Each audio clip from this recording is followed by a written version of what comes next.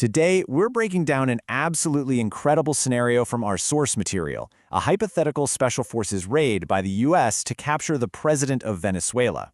We're going to look at how it supposedly went down, what the official reason was, and then dig into what the source claims was the real motivation, and it all comes down to oil. Okay, but before we dive in, let me be perfectly clear about something. The story we're about to unpack is a what-if scenario. This did not actually happen. The source uses this fictional narrative as a way to explore some very real tensions in the world, and that's exactly how we're going to look at it. So, picture this. It's the middle of the night, January 3rd, 2026, in Caracas, Venezuela. This is the scene the source sets for what would be one of the most audacious military operations you can possibly imagine. The way the source describes this operation, it's all about speed and precision. At exactly 2 a.m., stealth helicopters pop up out of nowhere, totally undetected. A minute later, a cyber attack knocks out the city's power grid, and bam, Delta Force commandos are inside the president's residence. And by 2:06 a.m., it's over. President Nicolas Maduro's captured. The whole thing took just 6 minutes. Incredible. Meanwhile, thousands of miles away, the source says then-President Donald Trump was watching the whole thing on a live feed. It quotes him saying, "I watched it literally like I was watching a TV show." I mean, that quote, it just gives you this window into a totally surreal, almost disconnected way of looking at a massive global event. And that, right there, leads us to the biggest question of all. Why? Why on earth would the United States, even in a hypothetical world, do something as extreme as kidnapping the leader of another country? Well, the source material dives into two very different answers. All right, let's start with the official story, the reason given to the public in this scenario. According to the narrative, this whole thing wasn't about politics or power. No, it was about drugs. So the legal justification for the raid, as the source tells it, came from an indictment out of New York. It charged President Maduro with narco-terrorism and conspiring to ship cocaine into the U.S. The official claim was that his government was helping move somewhere around 250 metric tons of cocaine every single year. That was the story they were selling. But almost immediately, the source starts poking holes in that story. I mean, just look at the numbers here. The U.S. is going after Venezuela for 250 metric tons of cocaine. But then the source points out that back in 2018, Guatemala exported 1,400 metric tons. That's way more. It kind of makes you wonder, if stopping cocaine was the real goal, why Venezuela? And here's another huge disconnect the source highlights. The #1 cause of overdose deaths in America isn't even cocaine, it's fentanyl. And that's a drug that's mostly coming from Mexico, made with chemicals from China. So if the mission was truly about saving American lives, the source argues that targeting Venezuelan cocaine feels, well, totally off target.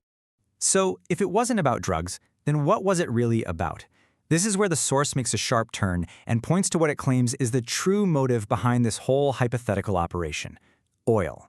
Lots and lots of oil. The source's entire argument pretty much boils down to this one staggering number: 303 billion barrels. That is the estimated size of Venezuela's proven crude oil reserves.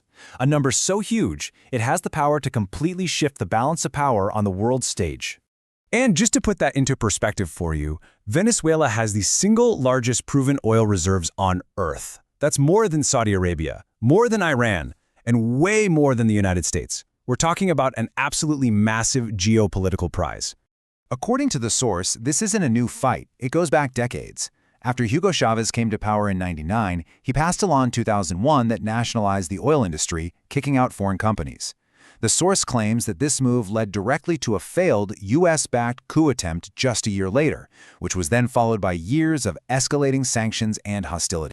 And this right here, this is what the source presents as its smoking gun.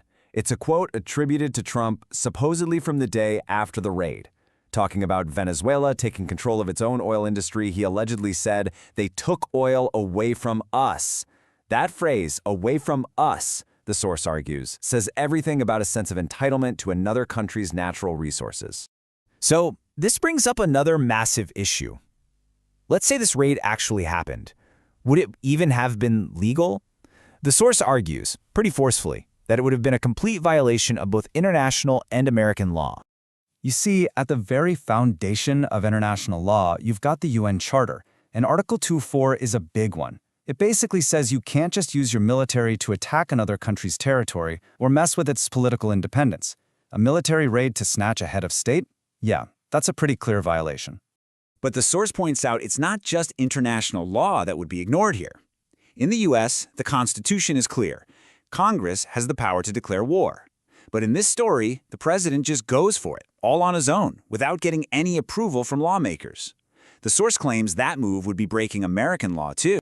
So you have to ask, what would the fallout from something like this be? The source argues it would send absolute shockwaves around the planet and could kick off a dangerous new chapter in how countries deal with each other. The backlash described in this scenario is immediate and widespread. Major allies in Latin America and Europe would come together to condemn it. Rivals like China and Russia would of course be furious, and the UN Secretary General would call it out for what it is, a violation of the Charter. The biggest fear would be that this sets a new, dangerous precedent, tearing down the rules-based order in what the source flat-out calls New Age colonialism. And so that leaves us with this one last, pretty unsettling question. Even though this story is hypothetical, it forces us to think about something really fundamental. If the most powerful countries in the world can just decide to ignore the rules whenever they want, what does that mean for everybody else? What does that mean for global stability? It's definitely something to chew on.